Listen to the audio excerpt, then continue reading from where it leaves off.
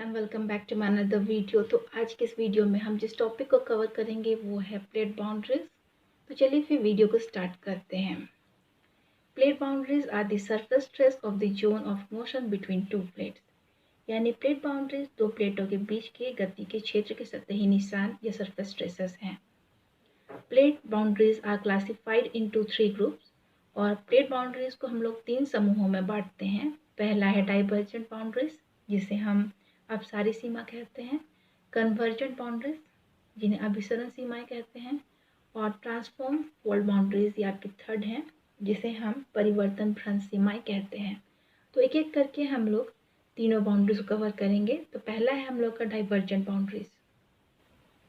Divergent boundaries are also called the constructive zones because in these zones the new crust is continuously created.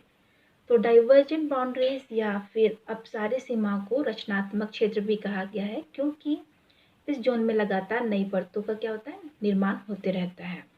Divergent boundaries occur at oceanic ridges. और जो divergent boundaries हैं ये हमें oceanic रीजस में मिलते हैं, यानी कि समुद्री कटक में हमें डाइवर्जेंट बाउंड्रीज क्या होते हैं, मिलते हैं। ठीक है। And the divergent boundaries are boundaries along which plates move away from each other. तो डाइवर्जेंट बाउंड्रीज वे बाउंड्रीज हैं जिसमें कि प्लेट्स क्या है, एक दूसरे से हमेशा दूर जाती रहती हैं। ठीक है। In the process of plate separation the magma rises up from the asthenosphere and फिल्स the gap thus created। तो जब ये प्लेट सेपरेशन का प्रोसेस होता है, यानी प्लेट का जो पृथक्करण का जो प्रोसेस होता है, इस प्रक्रिया में क्या होता है, मैग्मा जो है जो लगातार एस्थेनोस्फीयर से उठती रहती हैं और जो भी वहाँ गैप बनता है उसे वो क्या करती हैं, भरती रहती हैं। ठीक है।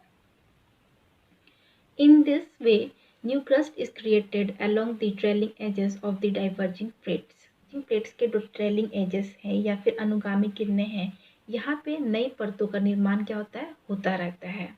This phenomenon is called C floor spreading. और इस प्रक्रिया को हम लोग क्या कहते हैं, सी फ्लोर स्प्रेडिंग कहते हैं। ठीक है। Boundaries are characterized by basaltic igneous activity, shallow focus earthquakes and high rates of heat flow. तो ऐसी सीमाओं की विशेषता आग्नेय गतिविधि, उथले फोकस वाले भूकंप और उष्मा प्रवाह की उच्च दर होती है। Thus, the oceanic ridges are the newest part of the earth crust। तो इसलिए जो ओशियनिक रीजस होते हैं वो अर्थ क्रस्ट का सबसे नया हिस्सा होता है या नया पार्ट होता है। ठीक है। The oldest crust is found near the oceanic trenches where it slide down into the mantle. और जो सबसे पुराना हिस्सा या सबसे पुराना क्रस्ट जो है वो कहाँ पाया जाता है, जो सबसे पुराना क्रस्ट है उसका भाग हमें ओशियनिक ट्रेंच यानी समुद्री की खाइयों में आपके पास वहाँ पे पाया जाता है। और यहाँ पे ये क्या होता है, जो पुराना क्रस्ट है वो मेंटल की ओर खिसकता है। ठीक है। The plates move ridges and travel like a conveyor belt towards trenches where they are destroyed. तो ये जो प्लेटें हैं ये रीजस की जो चोटियाँ होती हैं वहाँ से वो ट्रैवल करता है, यानी कि वहाँ से बढ़ते हुए वो एक कन्वेयर बेल्ट की तरह ट्रेंचेस है, जो खाइयाँ हैं उनकी ओर वो क्या होता है, खिसकता जाता है, जहाँ पे वो जा करके नष्ट हो जाता है। Plate boundaries at which the net effect of motion is to generate crust are called sources. तो प्लेट बाउंड्रीज जिन पर गति का शुद्ध प्रभाव क्रस्ट उत्पन्न करने के लिए होता है वो क्या कहलाते हैं, सोर्स कहलाते हैं या स्रोत कहलाते हैं। The rate of sea floor spreading at ridges ranges from less than 1.0 centimeter to 6.0 centimeter per year।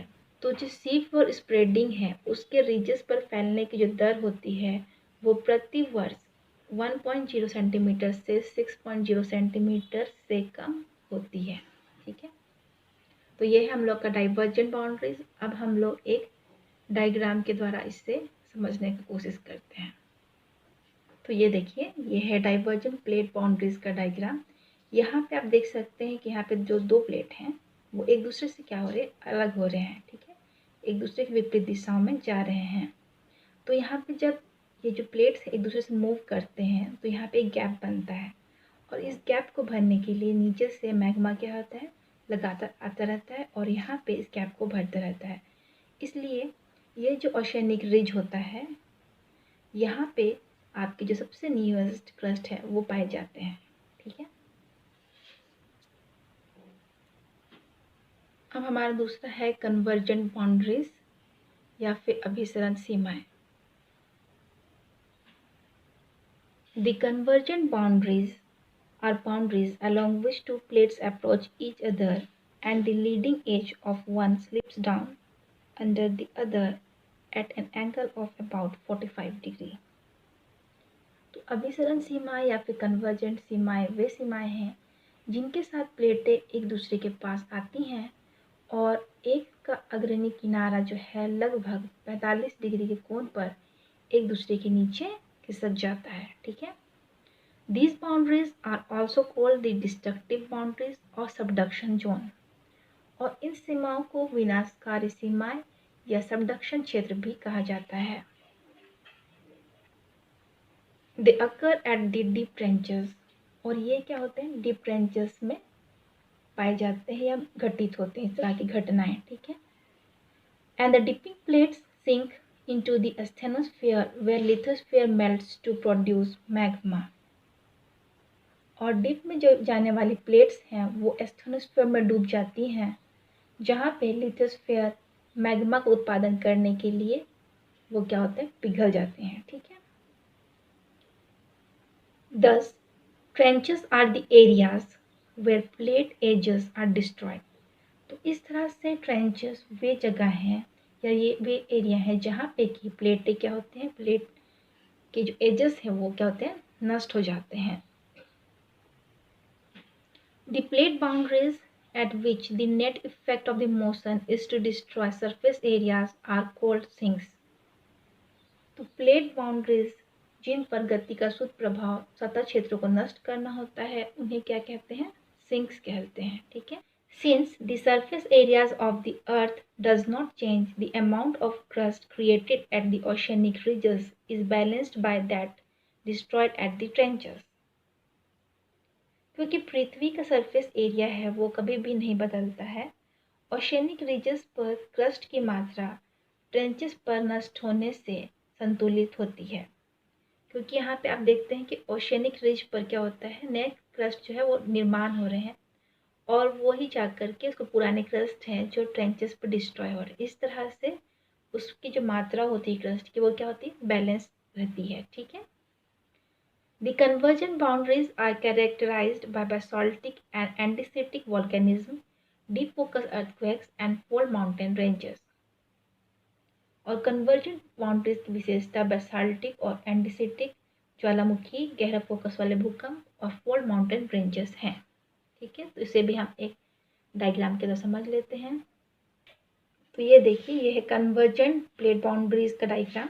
यहाँ पे हम लोग देख सकते हैं कि जो दो प्लेटें हैं एक दूसरे के क्या हो रहे हैं, निकट आ रहे हैं और 45 डिग्री के कोण पर ये जो है प्लेट वो नीचे की ओर जा रहे हैं। ठीक है, ये हमने पढ़ा था अभी। और इस जो क्षेत्र है, यहाँ का जो क्षेत्र है इसे हम लोग सबडक्शन जोन कहते हैं। ठीक है, तो ये जो एरिया है ये कहाँ पे होता है, ये जो घटनाएं हैं वो ट्रेंचेस यानी जहाँ भी खाइयाँ वाली जगह है समुद्र की, वहाँ पे ये घटनाएं घटित होती हैं। ठीक है, तो हमने देखा था कि डाइवर्जेंट प्लेट बाउंड्रीज में कि वहाँ पे क्या होता है, क्रस्ट का निर्माण हो रहा था और ये कन्वर्जेंट प्लेट बाउंड्रीज में क्रस्ट क्या हो रहे हैं, नष्ट हो रहे हैं। ठीक है, तो हमारा थर्ड बाउंड्री है वो है transform fold boundaries. Transform fault boundaries are boundaries along which plates slide past one another and there is no production or destruction of lithosphere। तो परिवर्तन भ्रंश सीमाएं या फिर ट्रांसफॉर्म फॉल्ट बाउंड्रीज वे सीमाएं हैं जिनके साथ प्लेटें एक दूसरे से आगे खिसकती हैं और लिथोस्फीयर यानी स्थल मंडल का कोई भी उत्पादन या फिर विनाश यहाँ पे नहीं होता है। The transform folds run in the direction of the plate movement and offset oceanic ridges। Fold से होने वाला परिवर्तन प्लेट गति की दिशा में चलता है और ओशियनिक रिजेस को ऑफसेट करता है। The margins at which the plates neither gain nor loose surface area are called conservative boundaries. तो वे किनारे या फिर वे मार्जिन जिन पर प्लेटें ना तो बढ़ती हैं और ना ही सरफेस एरिया से या सत्ता क्षेत्र को लूज या ढीला करती हैं, तो उसे हम क्या कहते हैं? कंजर्वेटिव बाउंड्रीज कहते हैं। The transform faults are characterized by shallow focus earthquakes with horizontal slips. Horizontal slip के साथ shallow focus earthquakes transform fault की विशेषता है। Although most of the transform faults occur in the oceanic crust, a few are found within continents, such as the San Andreas Fault, southwestern USA. अधिकांश transform faults जो होते हैं वो oceanic crust में पाए जाते हैं, केवल कुछ महाद्वीपों के भीतर पाए जाते हैं, जैसे कि सैन एंड्रियास फॉल्ट जो कि साउथ वेस्टर्न यूएसए में है। तो ये थे हमारे तीनों फॉल्ट। अब हम लोग ट्रांसफॉर्म फॉल्ट बाउंड्रीज का भी डायग्राम देख लेते हैं। तो ये है ट्रांसफॉर्म प्लेट बाउंड्रीज का डायग्राम। यहाँ पे हम लोग देख सकते हैं कि ये दो प्लेटें हैं, ये एक दूसरे से आगे की ओर खिसक रही हैं, यानी दोनों अपोजिट डायरेक्शन में खिसक रहे हैं। ठीक है, तो इस प्रकार यहाँ पे कोई भी क्रस्ट का ना तो निर्माण होता है और ना ही भी कोई क्रस्ट का विनाश होता है। ठीक है, तो इसे हम ट्रांसफॉर्म प्लेट बाउंड्रीज या फिर ट्रांसफॉर्म फॉल्ट बाउंड्रीज कहते हैं। ठीक है, मैं और एक डायग्राम के द्वारा आपको ये प्लेट बाउंड्री समझाने की कोशिश करती हूँ। ये देखिए, यहाँ पे हमारा क्या है? ओशियन वाला क्षेत्र है ये जगह। ठीक है, तो यहाँ पे हमारा ओशियनिक रिज है। तो यहाँ पे ओशियनिक रिज जहाँ है यहीं पे हमारा क्या होता है? डाइवर्जेंट प्लेट बाउंड्रीज यहाँ जो है अक्कर होता है, घटित होता है। तो यहाँ पे जो है प्लेटें हैं एक दूसरे से क्या करते हैं? दूर की ओर खिसकते हैं और लगातार यहाँ पे न्यू क्रस्ट बनता रहता है। ठीक है, तो जब यहाँ न्यू क्रस्ट बन रहा है तो पुराना क्रस्ट क्या है? वो इधर खिसक के जा रहा है और ये जाकर के जो ओशियनिक ट्रेंच है वहाँ पे ये क्या नीचे जाकर के डिस्ट्रॉय हो रहा है। ठीक है, और मेंटल में जाकर के पुनः क्या हो रहा है? पिघल जा रहा है, जो कि पिघलने के बाद फिर से यहाँ ओशियनिक रिज में आता है मैग्मा के रूप में, और इस गैप को यहाँ पे क्या होता है? लगातार भरता रहता है। सबसे न्यूएस्ट क्रस्ट आपको ओशियनिक रिजेस में देखने को मिलते हैं और सबसे ज़्यादा ओल्डेस्ट क्रस्ट जो है वो आपको ओशियनिक ट्रेंच में पाए जाते हैं। फिर थोड़ा सा आप आगे देख सकते हो, यहाँ पे ट्रांसफॉर्म फॉल्ट पाया जाता है। कोई भी क्रस्ट ना तो बन रहा है और ना ही डिस्ट्रॉय हो रहा है। तो ये एक डायग्राम है जिसमें आप तीनों divergent plate boundaries, convergent plate boundaries और ट्रांसफॉर्म फॉल्ट बाउंड्रीज तीनों का एक साथ डायग्राम ये वाला है। ठीक है, तो आज का वीडियो यहीं तक। आई होप कि आपको आज का वीडियो समझ में आया होगा, अच्छा लगा होगा। Thanks for watching.